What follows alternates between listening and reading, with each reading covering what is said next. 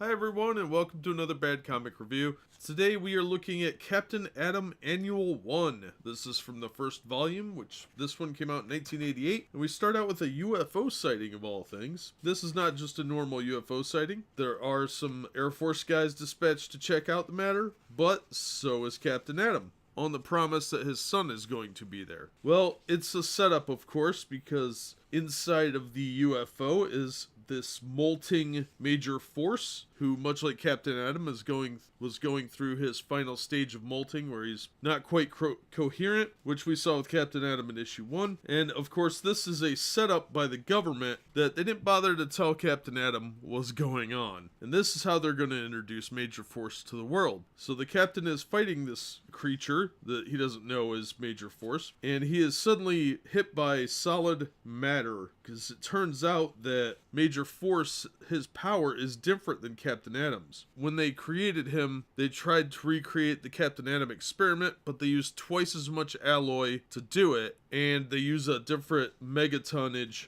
on their nuclear warhead. And it was a hydrogen bomb, I believe, they used on this one. Well, Eiling and Magala are monitoring the situation. Lieutenant Allard is disguised as a major who goes down into the fray to help Captain Atom. And just when the molting is starting to enter its final phase, Allard appears to shoot him with something. Really, there's nothing worthwhile in his gun, but it's timed that way to look like he did something. Then they create a cloud of visibility coverage over the valley they're fighting in, so nobody can see in and the media can't see what's going on. That's when Magala and Eiling come out of the UFO where they've been hiding, along with some tech guys, and they grab everybody, make sure everybody's okay. Captain Atom has to free himself, and then they tell him that he's part of the cover-up, and that if he blows it now, he blows his own cover story. So he has to take the now molted Major Force out, and everybody's supposed to think that it's the major guy that went down into the valley to help him. So they explode the UFO and destroy all evidence of the hoax. The Air Force does a preliminary investigation, which turns up nothing, and Major Force is revealed to the world as a hero. And they even have a press conference with him, and Major Force, it turns out, is psychotic,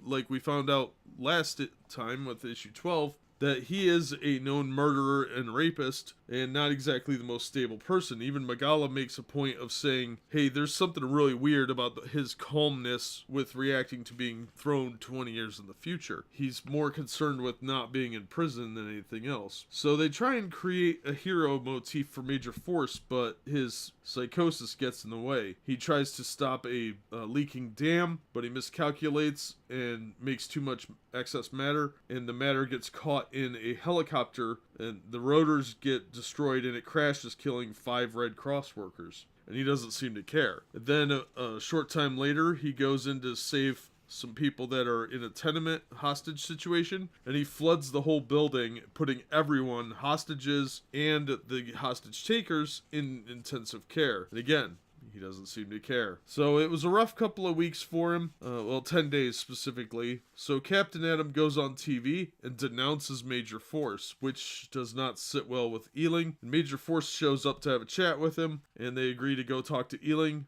And while they're flying out there, Major Force attacks the captain. They get into a fight, but honestly, Major Force seems to be a little bit more powerful than Captain Atom. But Eiling's implants on Major Force blow off one of Major Force's hands. Then they use some knockout gas. Captain Atom scrawls the words, "I quit," into Major Force's chest before throwing him onto the base. And Eiling is not happy about that. And that is the general plot synopsis. I gotta say, this was a really good issue. They did a real good job introducing Major Force. They really quickly kind of summarized him going rogue and becoming a supervillain. I think that could have been drawn out a little longer, but overall it was a fun issue, and it, again, had a very storytelling, almost TV series kind of feel. So if you're looking for a good read that tells an interesting story, this was a good issue for it. And Major Force is a real big scumbag, so So it's a real interesting take on how he became what he is and that sort of thing. And unlike most annuals, this one actually ties into the larger storyline. And I really like that because it really just gave the writers and artists more time and page length to go into greater depth with the character, because this probably could have been a 2-story arc, but it really didn't need to be. So they used their 39, 40 pages, whatever, to get the whole thing in there and make it a lot more coherent than breaking it up into regular issues would have been. So yeah, I'm super psyched to get to issue 13. It was a good issue here, and it really sets up a major villain for Captain Atom and a lot of other people later down the line. Yeah, I recommend this one. Bates, Wiseman, Broderick, and Smith did a great job on this book, and it was really concise and got everything going. I didn't feel bored. This book is proving to be much more serialized than most comics. It's not just an action book. They're actually telling a very elaborate story, and it's been really good. So I'm really happy with that, and I recommend checking out every issue that we've looked at so far. This was definitely a fun book. Yeah, hopefully it'll continue that way. But that'll do it for this one. As always, thank you so much for watching and supporting the channel.